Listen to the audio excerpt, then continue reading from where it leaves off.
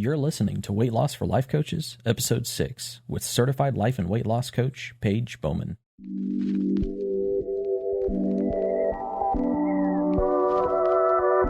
Welcome to Weight Loss for Life Coaches, the weekly podcast for coaches who are growing their coaching business and on their weight loss journey.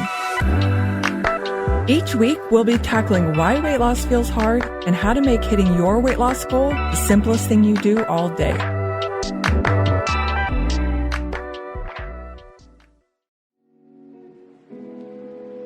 Today, we're taking a look at some weight loss myths I've carried around with me for a long time, my clients bring to our sessions, and you've probably been believing yourself. And then we're going to bust those top myths about weight loss by the end of this episode. So I think that means you can call me Paige, the weight loss mythbuster. We're just going to jump right in with the first one. It's out of my control. This might show up like I'm out of control, or my body is separate from me, or when I lose weight, it's a fluke, or I have no control of my weight. Lots of out of control beliefs going on in our minds as if they're true. And it may show up differently for you, but the bottom line is, if I were to ask you, could you go lose 2 pounds in 2 weeks? Or could you gain 2 pounds and then lose 2 pounds? What would your answer be? Another way this out of control myth pops up for us is with food. For example, I'm out of control with food, or I'm not in control of what I eat. So if I asked you, could you eat no sugar for a week? What would your answer be? If any of your answers to the above were, no, I can't, it's because you're believing your weight and what you eat isn't in your control. And you might be wondering how this is a myth podcast, because you might be thinking, well, yeah, that's true, Paige. It's factual that it's out of my control, but it's not factual. It's a myth. It's a myth that you aren't in control of your weight or what you eat. And for this episode, I'll just stick with those two things for the first myth, weight and food. Here's why it's a myth, and we're going to get real straightforward with it. Unless someone is feeding you and it's against your will, you are unequivocally in control of what you eat. And your body is a machine. It does its thing. It pumps blood, protects you, moves, breathes, digests the food you eat, stores fat, burns food and fat. It does all of these things, but what your weight is not solely dependent on this machine we call your body. Your weight is a combination of what you put into your body and the way your body processes, burns, and or stores that food. That's it. You, the food you decide to eat, your body, and what it digests, burns, and what it stores are in your control. I'm getting in the nuances here because this way of thinking about food, my choices, my body, and its processes have made it so much easier on this journey of losing weight, getting healthier, having goals for my body, and building that brain-body connection and trust in my body that I've talked about being my current goal. Here is the downside of believing this myth to be true. You're keeping responsibility at a distance when you're believing your weight and what you eat is out of your control. And what that really means is you're giving your ownership and responsibility away. It's not to say that you have to beat yourself up about your weight or what you eat to take responsibility. It's possible to just say, yes, this is in my control and this is where I'm at right now. This is my weight, a piece of data, and my weight is a combination of my body and what I've eaten and what's in my digestive system. It's possible to say, yes, this is what I eat or don't eat. It's data, and I made those choices, period.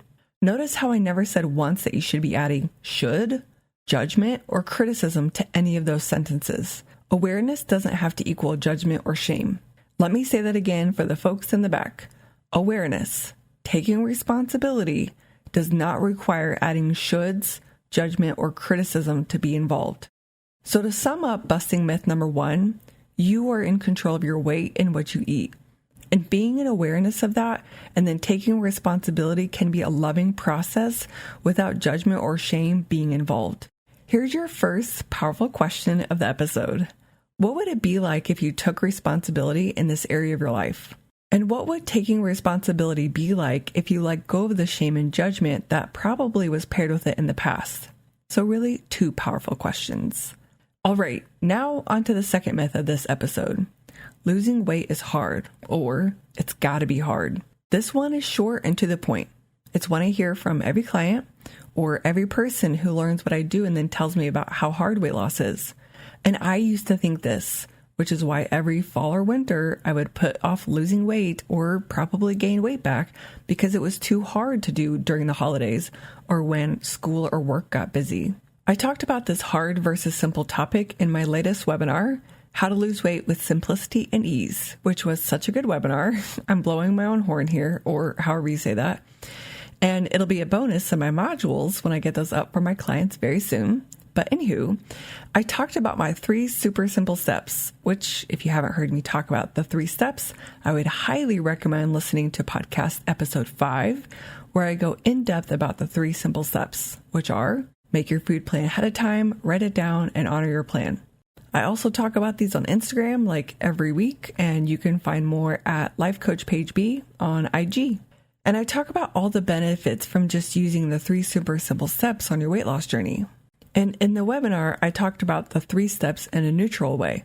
I was talking about how the 3 steps could be super simple, and I mean, that's what I call them, but technically they're just 3 things. And then I talked about how they could be hard. And it's dependent on your overall beliefs about the weight loss journey. And this is exactly why the myth, weight loss is hard, is a myth. It's neither hard or simple or easy. Weight loss is none of those things. If you really want to break it down, weight loss is eating less calories than your body needs, and then your body using the glycogen or fat stores it already has for the rest of what it needs, which then has the body losing weight, or what I like to call dining in. And there's more to the process, which I personally love, getting into the sciencey bits of losing weight, but overall, that's it. And then the opposite is true. Weight gain is eating more calories than your body needs, and then your body storing whatever is left as fat stores. And that's just the process of gaining weight. So really, weight loss or weight gain are just processes, things that happen that involve you, your brain, food, and your body.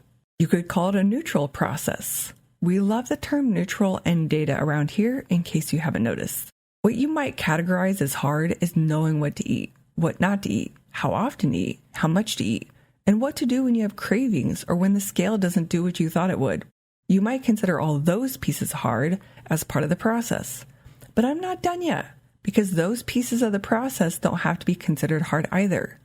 Knowing what to eat or not eat for your body type and according to your goal is just a learning, experimenting, or creating a hypothesis to test until you have a theory kind of process. And as long as you're willing to learn and experiment along the journey, and it's a bonus if you're in It's Done Energy, which look forward to that podcast episode coming soon, where I talk about being in It's Done Energy for your goal, then understanding your food and body isn't hard. It's just a process, a thing you do. I know I'm being a stickler here and busting the myth and asking that you call it a myth if you hear yourself say weight loss is hard, but it's only because of what happens if you keep believing this.